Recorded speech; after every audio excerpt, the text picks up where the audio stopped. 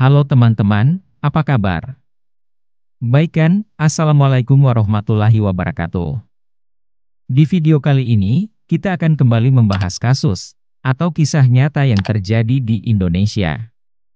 Pada awal-awalnya sobat, di hubungan keluarga kecil ini, sebenarnya tidak memiliki masalah sedikit pun. Bisa dikatakan hubungan mereka semula tampak sempurna dan cukup harmonis. Apalagi sang suami, sangatlah taat beribadah, begitu pula dengan sang istri. Namun naasnya sobat, dia malah akan mendapatkan perbuatan di luar nalar, ketika sang suami pergi mengaji. Bagaimana selengkapnya dari kasus ini? Mari kita bahas sama-sama.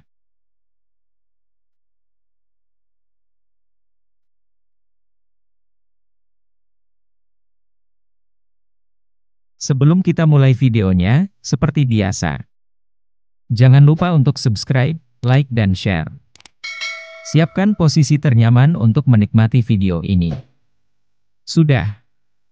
Makasih buat kalian yang sudah subscribe. Sekarang mari kita bahas.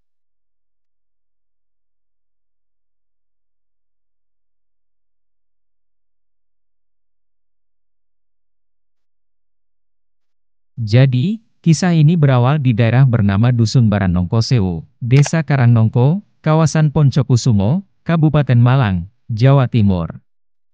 Kita akan berkenalan dengan seorang pria bernama Wahyudi, yang berusia 28 tahun.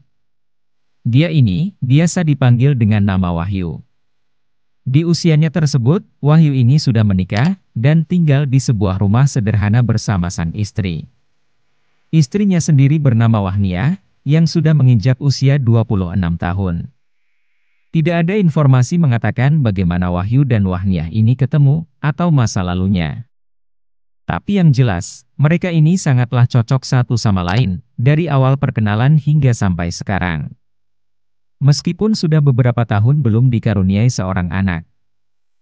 Kehidupan keluarga kecil mereka ini sangat harmonis, tampak normal seperti keluarga lain pada umumnya.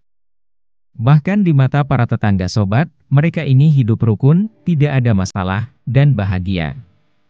Untuk memenuhi kebutuhan sehari-hari, Wahyu ini dikenal sebagai kerja serabutan, dan memiliki usaha kecil-kecilan. Namun tidak disebutkan, apa bentuk usahanya tersebut.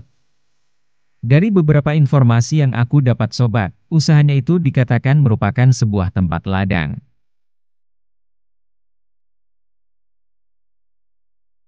Di balik kehidupannya yang sederhana, ternyata Wahyu ini pekerja giat sobat, dan sering pergi membantu tetangganya yang ada di desa tersebut.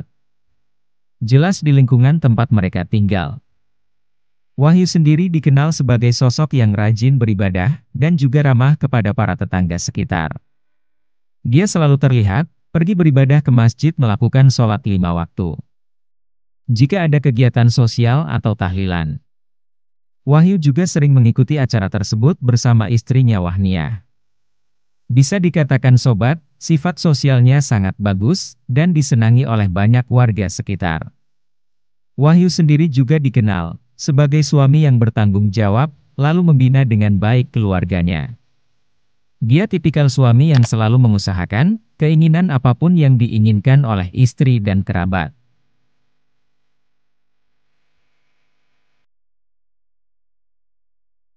Makanya, dia juga dikenal sebagai sang suami idaman.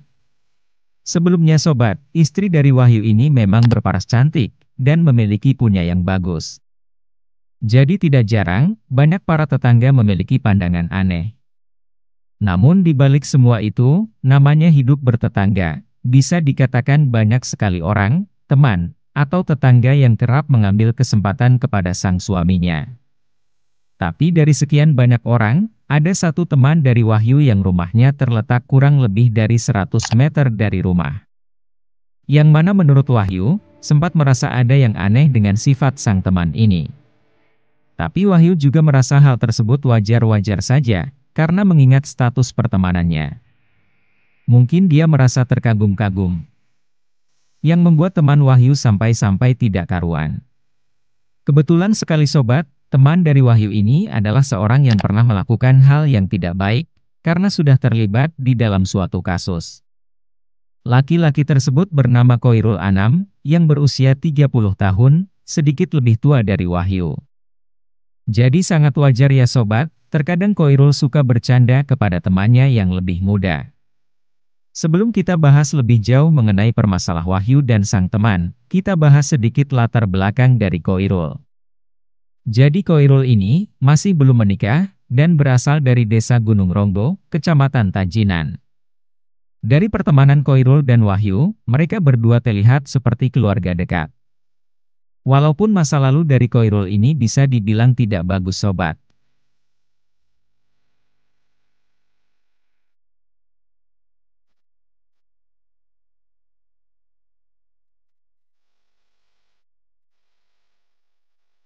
Bisa dikatakan orang ini sempat sedikit bermasalah.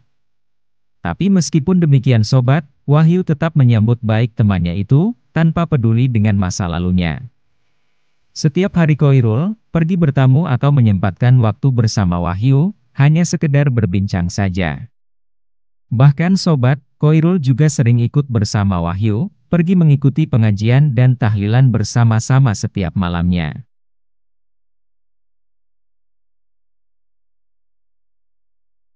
Namun karena selalu berkunjung ke rumah Wahyu, dia secara tidak langsung sering melihat Wahniah.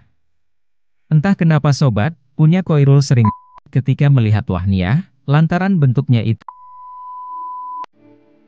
Jadi mau bagaimanapun Wahniah menutupinya, apa yang dia kenakan akan terlihat dengan jelas. Sampailah peristiwa di luar nalar, akan terjadi di keluarga harmonis tersebut. Singkat cerita, pada Jumat, 22 April 2016 lalu, perasaan dan rasa ingin melakukannya, menghampiri diri Koirul.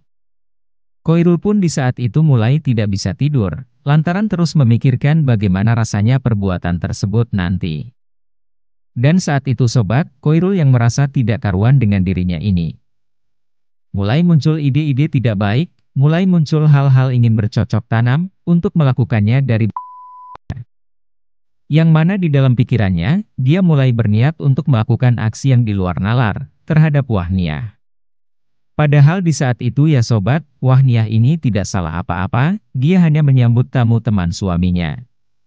Dan juga sebagai perempuan berkeluarga, dia memang sudah seharusnya menyajikan makanan untuk para tamu.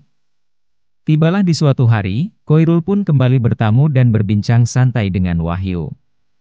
Mengetahui bahwa suami Wahniah akan mengikuti tahlilan malam Jumat, dia akhirnya pamit. Koirul dan sang teman, bahkan keluar bersamaan untuk pergi mengikuti kegiatan acara tersebut. Namun anehnya sobat, bukannya benar-benar pamit, selang beberapa menit kemudian, Koirul justru kembali ke rumah Wahyu. Ternyata, pamit hanya sebuah anu untuk mencari kesempatan, agar bisa melakukan sama. Mengetahui di rumah hanya ada Wahniah, membuatnya tidak karuan, karena sudah tidak tahan naik terus. Dia langsung masuk menuju dapur. Di sana, Wahniah tengah membuat minuman entah untuk apa. Merasa sudah di ujung, dia langsung belakang, sembari memasukkannya. Barulah mereka bercocok tanam keluar dalam sama-sama sobat.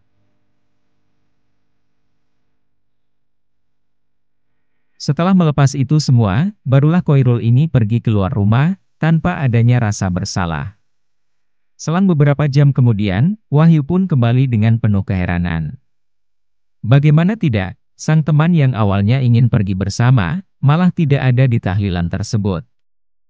Yang mana sobat, mengetahui sang suami sudah datang, tanpa basa-basi, Wahniah langsung menceritakan apa yang sebenarnya sudah terjadi. Sontak Wahyu merasa tidak percaya, mengingat temannya terlihat baik ketika diajak bicara. Namun, saat melihat kondisi yang tidak baik-baik saja, jelas dia langsung melaporkan kejadian tersebut ke pihak berwajib. Petugas polisi yang sudah tahu pelaku pernah melakukan aksi tidak baik juga. Dengan mudahnya mengetahui posisi Koirul di mana. Di hari itu juga, Koirul Anam pun diamankan tanpa perlawanan. Pada awalnya, Koirul tidak mengakui perbuatan tersebut, dan mengatakan mereka melakukannya atas dasar suka sama suka. Namun, setelah melakukan berbagai pemeriksaan, ditemukanlah barang tidak pantas di lokasi kejadian. Kemudian merasa sudah tidak bisa apa-apa, Koirul pun mengakui semuanya. Atas perbuatannya sobat, Koirul pun divonis 12 tahun penjara.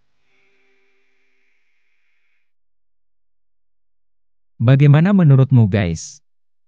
Di dalam cerita kali ini, kita belajar bahwa teman itu adalah seorang yang bisa dipercaya atau tidak.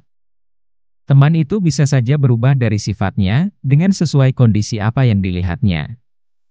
Percaya boleh saja sobat, asal tidak terlalu mengharapkan atau bergantung dengan sang teman. Terkadang orang yang bisa kita percayai, itu malah akan menjadi seseorang, akan menjadi masalah bagi kita di masa depannya.